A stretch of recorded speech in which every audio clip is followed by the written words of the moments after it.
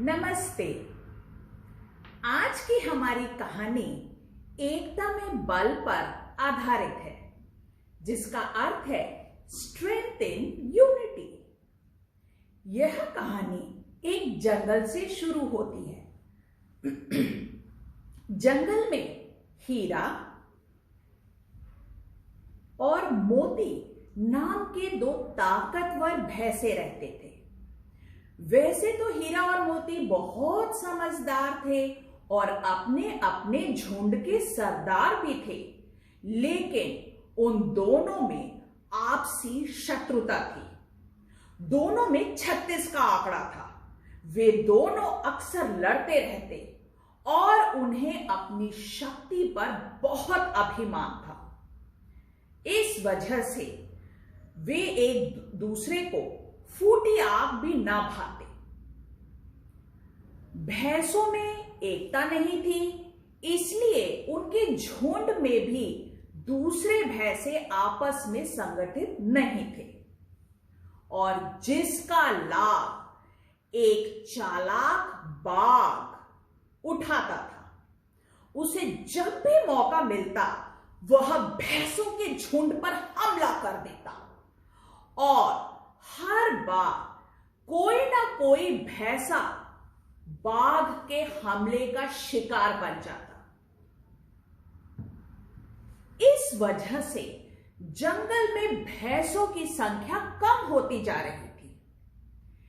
इस बात से चिंतित होकर एक बूढ़े और अनुभवी भैंसे विदु ने सोचा कि उसे अब हीरा और मोती से बात करनी पड़ेगी। उसने एक दिन दोनों सरदारों को यानी कि हीरा और मोती को अपने पास बुलाया और बड़े प्यार से समझाने का प्रयत्न किया।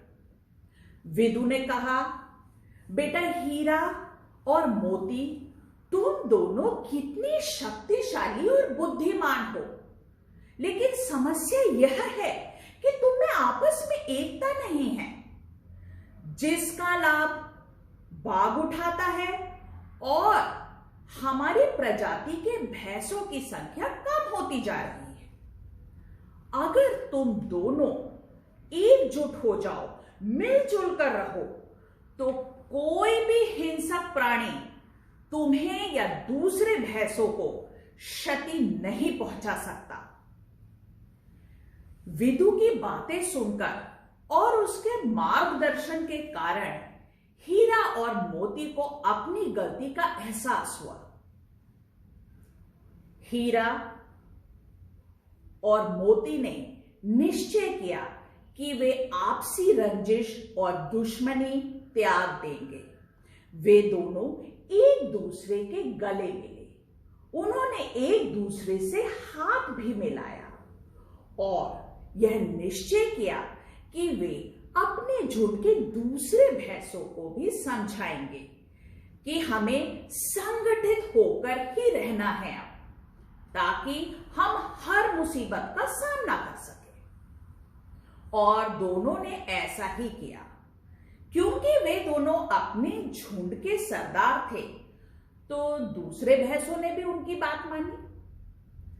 अब जब भी खूंखार बाघ भैंसों के झुंड पर हमला करता, तो सभी भैंसे एकजुट होकर उसका मुकाबला करते। बाघ भी यह देखकर चकित रह गया कि ये भैंसों को क्या हुआ। मैं तो एक भैंसे पर हमला करता हूं, लेकिन बाकी सारे भैंसे मुझ पर हमला कर देते। बाघ को अक्सर अब दुम दबाकर भागना पड़ता था। भैंसों की एकता के कारण बाघ को अब मुंह की खानी पड़ती। उदास, निराश और परेशान होकर बाघ ने सोचा कि अब दूसरे जंगल जाने के अलावा मेरे पास और कोई विकल्प नहीं है। इसलिए वह मुंह लटकाकर दूसरे जंगल की ओर चला गया। इस तरह हीरा और मोती के नेतृत्व में और एकता के कारण सभी भैंसों की जान बच गई। और हीरा और मोती को यह भी समझ में आया कि उन्होंने अनुभवी विदु की बात मानकर कितना सही फैसला किया। तो अब आप जान ही गए होंगे कि अगर परिवार के सदस्य एक साथ मिलजुल कर रहें और उनमें सहयोग की भावना हो तो वे बड़ी से बड़ी मुश्किल का सामना आसानी से कर लेते हैं। इसी तरह एक ही राष्ट्र के नागरिक अगर एक दूसरे की सहायता करें और मुसीबत के समय डट कर खड़े रहें तो कोई भी परेशानी या कठिनाई उन्हें क्षति नहीं पहुंचा सकती और सभी नागरिक मिलजुल कर एकता के साथ देश की प्रगति में अहम भूमिका निभा सकते हैं। यदि आपको यह कहानी अच्छी लगी तो कृपया लाइक और शेयर करना ना भूलें और पूजा सिंह स्टोरीज को सब्सक्राइब कर लें, क्योंकि मैं हर महीने इंग्लिश और हिंदी की स्टोरी इस चैनल पर अपलोड करती हूं। तो मिलते हैं अगली वीडियो में फिर एक रोचक कहानी के साथ। तब तक कहानी सुनते रहिए और सुनाते रहिए।